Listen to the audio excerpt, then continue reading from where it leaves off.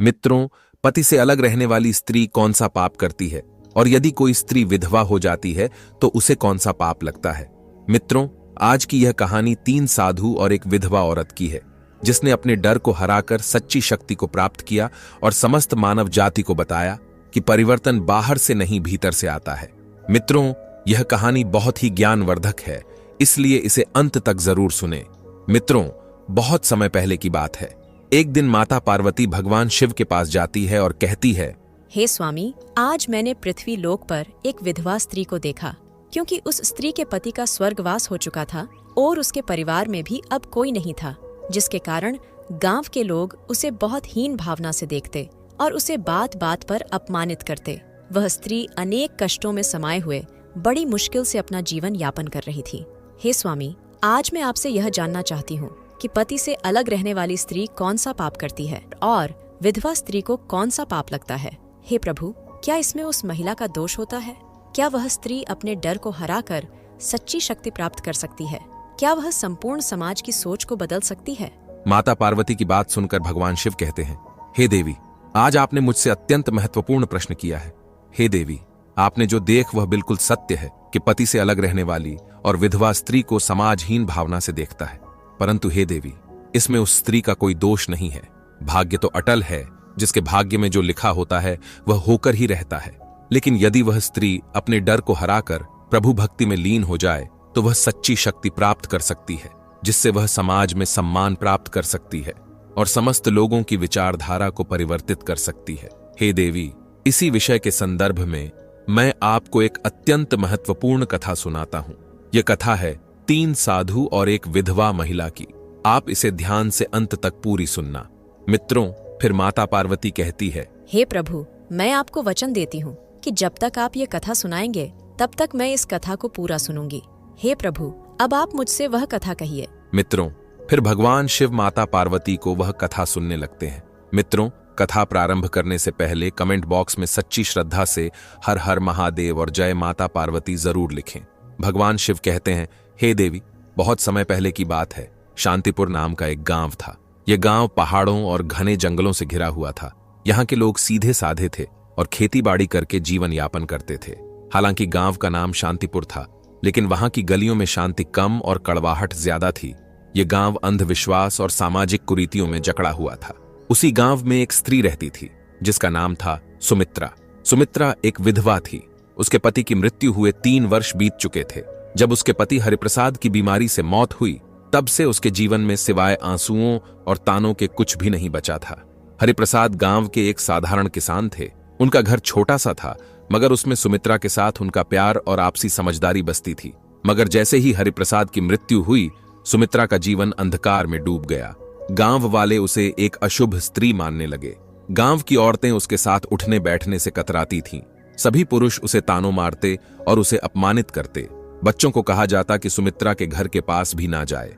हर सुबह जब सुमित्रा गांव के कुएं पर पानी भरने जाती तो औरतें आपस में फुसफुसाती, देखो, यह अभागन आ गई, इसके पांव जहां पड़ जाते हैं वहां कुछ अशुभ ही होता है। सुमित्रा ने कई बार इन तानों को अनसुना करने की कोशिश की, मगर उनकी बातों के कांटे उसके दिल को चीरते रहे। रातें उसके लिए और भी कठिन होती हैं। जब पूरा गांव गहरी नींद में सो जाता, तब सुमित्रा आंगन में बैठकर आसमान की ओर देखती। चांद की चांदनी उसकी आंखों में आंसू भर देती। वह अक्सर अपने पति की तस्वीर के आगे दीप जलाकर रोती और भगवान से पूछती कि आखिर मैंने कौन सा पाप किया है जो मेरा जीवन इस तरह नर्क बन गया। कई बार उसने गांव छोड़कर जाने की भी सोची, मगर कहां जाती। उसके माता पिता बहुत पहले ही चल बसे थे। भाई बहनों ने उसके विधवा होते ही मुंह फेर लिया था। एक दिन जब सुमित्रा अपनी टूटी फूटी झोपड़ी के बाहर बैठी थी, तभी उसने देखा कि गांव के बाहर वाले रास्ते पर 3 साधु चलते हुए आ रहे हैं। वे सफेद दाढ़ी वाले भगवा वस्त्र पहने हुए थे। उनके चेहरे पर तेज था, मगर आंखों में एक अजीब सा रहस्य झलक रहा था। गांव वालों ने उन साधुओं को देखते ही उनके चारों ओर घेरा बनाया लिया। सभी ने उनके पांव छुए और आशीर्वाद मांगा। गांव के मुखिया ने साधुओं से विनती की और उन साधुओं से बोले, महाराज, कृपया हमारे गांव में कुछ दिन रुके, हमें आपका आशीर्वाद चाहिए। साधुओं ने गांव में रुकने के लिए हामी भर दी, लेकिन तभी उनकी नजर सुमित्रा पर पड़ी। उनमें से सबसे वृद्ध साधु ने सुमित्रा को देखते ही कहा, यह स्त्री दुख से घिरी हुई है, मगर इसके भाग्य में कुछ अनोखा लिखा हुआ है। गांव वाले यह सुनकर चौंक गए। उन्हें विश्वास नहीं हो रहा था कि वही सुमित्रा जिसे वे अशुभ मानते थे उसके भाग्य में कुछ खास हो सकता है। सुमित्रा खुद भी हैरान थी। उसके मन में अनेक सवाल उठने लगे। आखिर यह साधु कौन है और मेरे भाग्य के बारे में ऐसा क्यों कह रहे हैं? तीनों साधु गांव के बीचों बीच स्थित एक पुराने मंदिर में ठहरे। यह मंदिर वर्षों से वीरान पड़ा था, मगर साधुओं के आते ही वहां रौनक लौट आई। अब गांव वाले उन्हें देखने के लिए रोज वहां पहुंचते और उनके प्रवचनों को सुनते। सुमित्रा भी मंदिर के बाहर खड़ी होकर साधुओं की बातें सुनती, लेकिन गांव के लोग उसे भीतर जाने नहीं देते थे। एक दिन जब सभी लोग प्रवचन सुन रहे थे, तब सबसे वृद्ध साधु ने कहा, हर व्यक्ति के जीवन में दुख आते हैं, लेकिन केवल वही व्यक्ति अपने भाग्य को बदल सकता है जो अपने भीतर छिपे रहस्य को पहचान ले। मित्रों, फिर भगवान शिव आगे कहते हैं, हे देवी। सुमित्रा को यह सुनकर अजीब लगा। वह सोचने लगी, क्या मैं अपने दुख को दूर कर सकती हूँ? क्या मैं भी अपने भाग्य को बदल सकती हूँ? आखिर ये साधु महात्मा कौन है? मित्रों, वे तीनों साधु कोई साधारण व्यक्ति नहीं थे। उनकी आंखों में गहरी समझ थी और उनके शब्दों में अपार शक्ति। उनमें से पहले साधु का नाम था ज्ञानानंद। वे आध्यात्मिक ज्ञान के झांता थे। उनका कहना था कि दुनिया में कोई भी दुख तब तक समाप्त नहीं हो सकता जब तक मनुष्य स्वयं को नहीं पहचान लेता। वहीं दूसरे साधु का नाम था कर्मानंद। वे कर्म के सिद्धांत को मानते थे। उनका कहना था कि भाग्य से बड़ा कर्म होता है। यदि किसी का जीवन अंधकारमय है तो उसे केवल अपने कर्मों से ही रोशनी में बदला जा सकता है। मित्रों, तीसरे साधु का नाम था ध्यानानंद। वे साधना और ध्यान के मार्ग पर चलते थे। उनका कहना था कि आत्मा को शांत करके, मन को नियंत्रित करके कोई भी व्यक्ति अपने दुखों से मुक्ति पा सकता है। रात के समय जब गांव वाले अपने घर चले गए तो सुमित्रा मंदिर के पास आई। वह घबराती हुई उस स्थान पर आई थी क्योंकि उसे डर था कि कहीं गांव वाले उसे देख ना ले। जैसे ही वह मंदिर के अंदर पहुंची तो तीनों साधु उसकी ओर देखने लगे। कुछ देर तक कोई कुछ नहीं बोला। फिर ज्ञानानंद बोले, तुम हमें क्यों ढूंढ रही हो पुत्री? सुमित्रा कांपते हुए बोली, मुझे कुछ समझ नहीं आता। मैं तो बस यह जानना चाहती हूँ कि मेरे जीवन में इतना दुख क्यों है? मैंने किसी का क्या बिगाड़ा है? मित्रों, फिर भगवान शिव आगे कहते हैं, हे देवी। सुमित्रा की बात सुनकर तीनों साधु मुस्कुराए। कर्मानंद ने कहा, दुनिया में कोई भी दुख बिना कारण नहीं आता। तुमने अपने पूर्व जन्मों में जो किया है उसका ही परिणाम तुम्हें इस जन्म में मिला है। लेकिन घबराओ मत, क्योंकि हर कर्म को नए कर्मों से बदला जा सकता है। सुमित्रा ने आंखें भरते हुए पूछा, क्या मैं अपना भाग्य बदल सकती हूँ? ध्यानानंद ने धीरे से उत्तर दिया, हाँ, लेकिन उसके लिए तुम्हें परीक्षा देनी होगी। क्या तुम तैयार हो?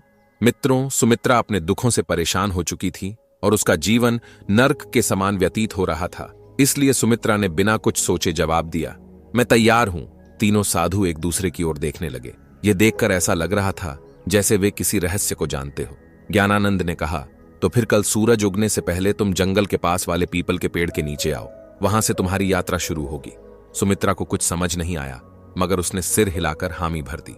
भगवान शिव आगे कहते हैं, हे देवी। अगले दिन गांव में यह खबर आग की तरह फैल गई कि तीनों साधुओं ने सुमित्रा को जंगल में बुलाया है। गांव के लोग आपस में चर्चा करने लगे, क्या यह साधु इसे कोई वरदान देने वाले हैं या फिर कोई श्राप? गांव की कुछ औरतें आपस में फुसफुसाने लगी, कहीं यह साधु हमें धोखा तो नहीं दे रहे। लेकिन सुमित्रा को इन बातों से कोई फर्क नहीं पड़ा। उसे केवल इस बात की चिंता थी कि आखिर जंगल में उसके साथ क्या होने वाला है। उस रात सुमित्रा सो नहीं सकी। वह बार बार सोच रही थी, क्या सच में कोई मेरी मदद कर सकता है या यह भी सिर्फ एक और छलावा है? लेकिन अब वह ठान चुकी थी कि चाहे कुछ भी हो जाए, वह अगले दिन सूरज उगने से पहले जंगल के पास जाएगी। मित्रों, फिर सुबह होते ही सुमित्रा जंगल में पहुंच गई। वे तीनों साधु महात्मा पहले से ही वहां मौजूद थे। वे गहरी तपस्या में लीन थे। उनके चारों ओर एक अद्भुत शांति फैली हुई थी। सुमित्रा ने हाथ जोड़कर प्रणाम किया और कहा, मैं आ गई हूँ महाराज। अब मुझे बताइए कि मेरी परीक्षा क्या है? ज्ञानानंद ने आंखें खोली और बोले, यह संसार एक भ्रम है पुत्री। जो इसे समझ लेता है वही अपने भाग्य को बदल सकता है। लेकिन इससे पहले कि हम तुम्हें ज्ञान दें, तुम्हें अपनी परीक्षा देनी होगी। कर्मानंद ने कहा, हम तुम्हें इस जंगल में छोड़ रहे हैं। तुम्हें रात भर अकेले यहीं रहना होगा। यह जंगल बहुत रहस्यमय है। यहाँ जंगली जानवर भी हैं और अदृश्य शक्तियां भी। लेकिन अगर तुमने अपना डर छोड़ दिया तो तुम पहली परीक्षा पास कर जाओगी। मित्रों, फिर भगवान शिव आगे कहते हैं, हे देवी। सुमित्रा को यह सुनकर झटका लगा। रात भर अकेले जंगल में वह डर गई थी, लेकिन उसने अपने भीतर हिम्मत जुटाई और कहा, मैं तैयार हूं। तीनों साधु मुस्कुराए और बोले, हम कल सुबह सूरज उगने के बाद यहां आएंगे। तब तक तुम्हें अकेले रहना होगा। इतना कहकर तीनों साधु जंगल के दूसरे छोर की ओर चले गए और सुमित्रा वहां अकेली रह गई। शाम ढलते ही जंगल में अंधेरा छाने लगा। चारों ओर अजीब अजीब सी आवाजें आने लगीं। दूर किसी पेड़ पर उल्लू बोल रहा था।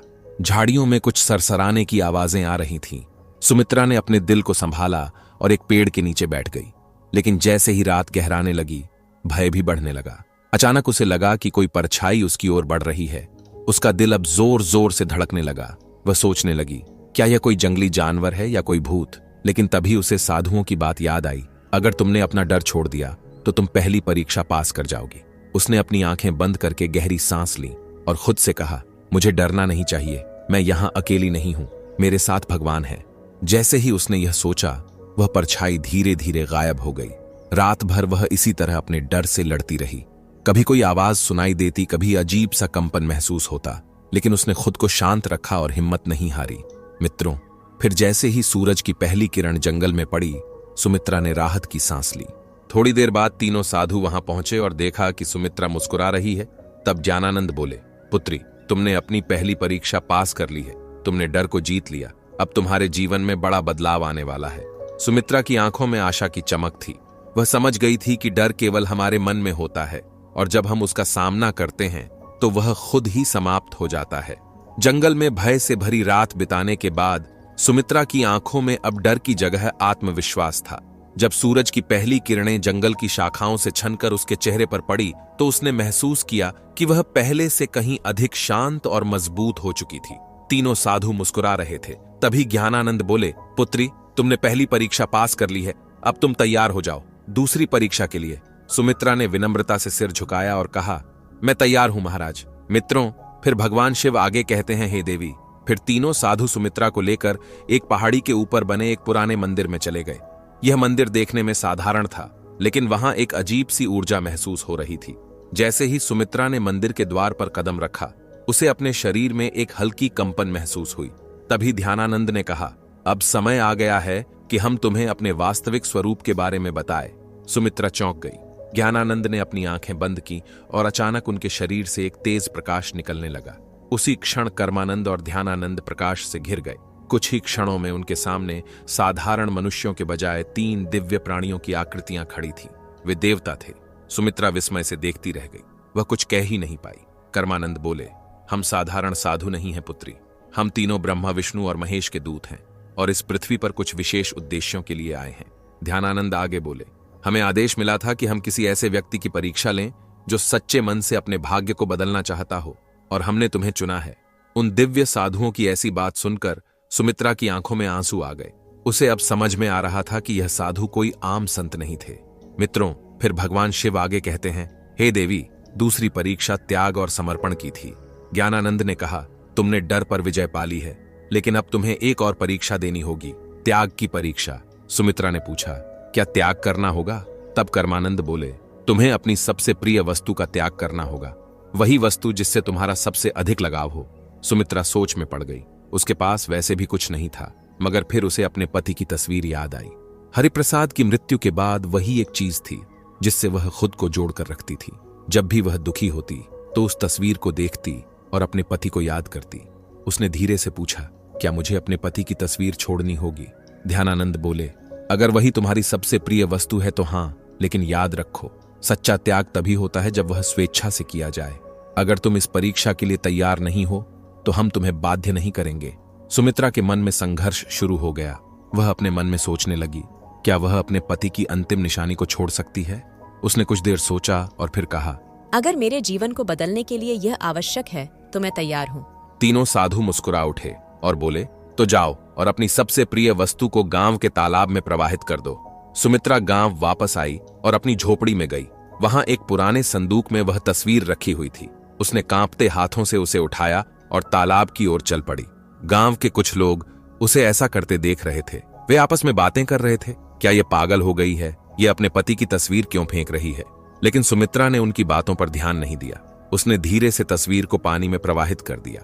जैसे ही तस्वीर पानी में डूबी, उसे महसूस हुआ कि उसके दिल का सारा भार भी पानी में समा गया है। अब वह हल्का महसूस कर रही थी। दूसरी परीक्षा जैसे ही सफल हुई, वह वापस जंगल में पहुंची। तीनों साधु वहां खड़े थे। ज्ञानानंद बोले, पुत्री, तुमने त्याग की परीक्षा भी पास कर ली। अब तुम उस बंधन से मुक्त हो चुकी हो जो तुम्हें अतीत से जोड़कर रखता था। सुमित्रा को अब सच में लगने लगा कि उसका जीवन बदल रहा है। ध्यानानंद बोले, अब तुम्हारी अंतिम और सबसे कठिन परीक्षा बाकी है। सुमित्रा ने सिर झुका लिया, जैसे उसका जवाब था, मैं तैयार हूं महाराज। मित्रों, फिर भगवान शिव आगे कहते हैं, हे देवी। सुमित्रा ने भय और त्याग की परीक्षा पास कर ली थी। अब वह पहले से कहीं अधिक मजबूत और आत्मविश्वास महसूस कर रही थी, लेकिन उसे नहीं पता था कि उसकी सबसे कठिन परीक्षा अभी बाकी थी। तीनों साधु मंदिर के भीतर खड़े थे। जब सुमित्रा वहां पहुंची तो कर्मानंद ने गंभीर स्वर में कहा, पुत्री, अब तुम्हारी अंतिम परीक्षा का समय आ गया है। सुमित्रा सिर झुककर उन साधु महात्मा की बात सुनने लगी। महाराज ध्यानानंद बोले, यह परीक्षा तुम्हारी आत्मा की परीक्षा है। तुम्हें यह सिद्ध करना होगा कि तुम केवल अपने लिए नहीं बल्कि दूसरों के लिए भी जी सकती हो। सुमित्रा ने आश्चर्य से पूछा, मुझे क्या करना होगा? तब कर्मानंद ने कहा, गांव में एक वृद्ध महिला रहती है जिसका कोई सहारा नहीं है। वह भूखी और बीमार है। तुम्हें अपना सारा भोजन और अपनी झोपड़ी उसे देनी होगी और फिर तुम्हें जंगल में जाकर 7 दिन तक ध्यान करना होगा, वह भी बिना भोजन और पानी के। मित्रों, फिर भगवान शिव आगे कहते हैं, हे देवी। यह सुनकर सुमित्रा स्तब्ध रह गई। अपना घर और भोजन छोड़ दूं और फिर 7 दिन बिना कुछ खाए पिए ध्यान करूं, यह परीक्षा किसी भी अन्य परीक्षा से अधिक कठिन थी। सुमित्रा की आंखों के सामने उसकी झोपड़ी का दृश्य आ गया। यह घर उसका अंतिम सहारा था। अगर उसने इसे छोड़ दिया तो वह कहां जाएगी? लेकिन फिर उसे साधुओं की बातें याद आई। अगर तुमने यह परीक्षा पास कर ली तो तुम्हारा जीवन पूरी तरह बदल जाएगा।